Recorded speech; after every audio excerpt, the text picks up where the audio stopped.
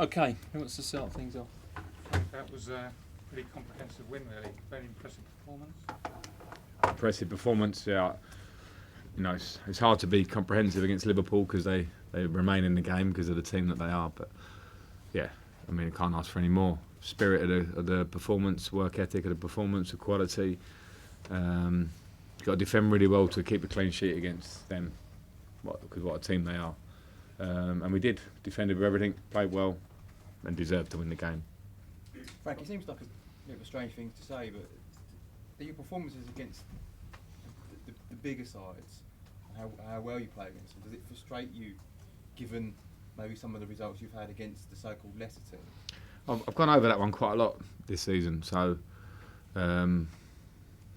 there's big positives to that in the answer, and there's obviously some negatives when we've played teams that have defended deep against us and we haven't been able to break them down. I think in the first two games against Liverpool this season, we might have played some better football at times. We had more control of the game here at the Bridge. In the second half we controlled. In the Super Cup I thought we were the better team for big parts. But today we had an extra spirit about us. And I agree with what you're saying. And I think we should take the positives out of that because we can compete with the big teams. But what wins or loses games, the basic realities is what you do in both boxes. Today we've got a slice of luck occasionally, defending wise, but with some quality saves from Kepa, quality defending from individuals.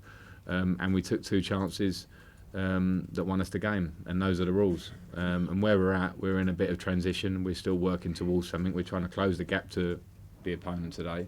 And to do that, we have to find consistency. That's another question.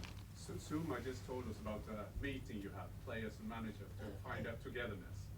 Can you tell us about that meeting?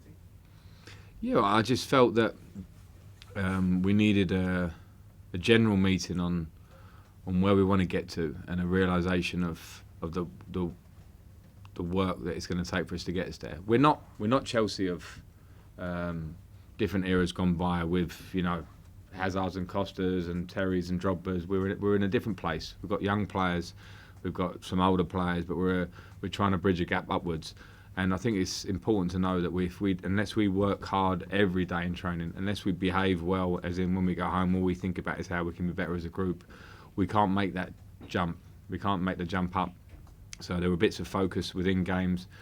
Our issue has been in both boxes, and sometimes for me there's a mental side to that. Our issue has been parts of games where we have bad moments and concede 2 goals like we did at Bayern Munich, and sometimes there's a mental issue to that. So it was trying to take that head on, the mental issue. And the players all agreed. We all said the same. So that's a good start, but it's not the end. Beating Liverpool's not the end. We need to take this experience and what that game was today and replicate it again and again and again.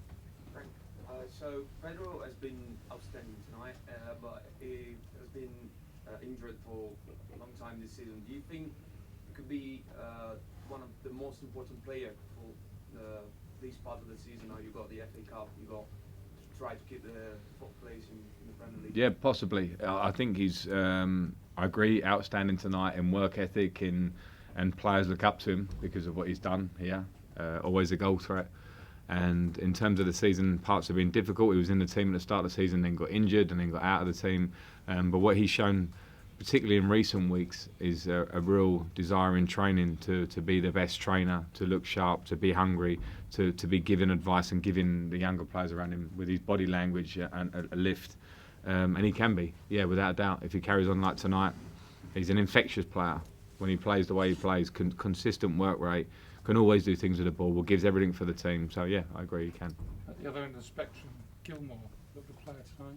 Yeah, I mean, Billy's. I've got absolute trust in Billy, and I think when you watch him play, I remember when he first came in against Sheffield United, and we drew the game, and people sort of questioned this kid. He looks like a 15-year-old or something. I remember individually someone saying that to me. But I have no problem with him because if he's small in stature, he's huge in personality, and he's also huge in talent. And for me, when I look at a midfield player, I have lots of questions. Do you want to receive the ball in all positions, in all moments? Yes, he does. Do you want to make angles? Do you pick the right pass? Yes, he generally does. Will you put your foot in? Yes, he does. He does all the right things, and he's humble. And all his family were here tonight. I think his nan and granddad were here down from Scotland. And what a performance. Not just as a youngster coming into the team, that's one level. He performed like a top-class player, going up against top-class players. So it was great for Billy. Frank, when was that meeting that you mentioned? When was that meeting that you mentioned, Eric? With I'm down here. Just with all the players. with all the players. A couple of weeks ago. Yeah. Paul. Frank, Steve Clark was here watching this evening as well. Do you sense that this could be a big month for Billy Gilmore, both for club and country, especially given maybe Kovacic's injury as well? Well, yeah, for us, and I'd only talk about us. Billy showed today that he's absolutely comfortable here at this level. Now, I'm the first not to get carried away, but if he can play like he played tonight, then he's comfortable at this level. So yeah, he can get himself in and around the team now. The players know that. Players sense good players. He trained with us all year. The reason he moved from academy to first team building recently and trains with us all the time and is starting against Liverpool is because of how good a player he is. That's all he's doing. As for Steve Clark, that's his choice. He certainly has done himself absolutely no problems tonight. He put in an immaculate performance, a brilliant performance, and that's Steve's choice. Last couple, guys. Can you ask about Kovacic and William, Frank? The injuries? Both got Achilles issues. So William, hopefully, he's not too bad. That's what he's reporting there. So we'll see how he is tomorrow. Kovacic feels slightly worse, but hopefully not too drastic. We'll see. Given that you've got Kante out and Jorginho out for 3 games, you're quite a cut. We'll have to have a bit of a count on. They're off tomorrow, but a count on Thursday. The game's Sunday. We'll see where we're at in terms of midfield players, and sometimes you can moan about injuries, and I have done because we've had some big ones early season and particularly in recent times. But the reality is you have to get on and keep fighting and go with it. And when the players show the spirit they have tonight, you hope that it gives them another bit of strength as a group for whoever comes in, if someone's injured, to keep moving forward. Okay, last one at the front here. Frank, as a club and a manager, how concerned are you of the coronavirus?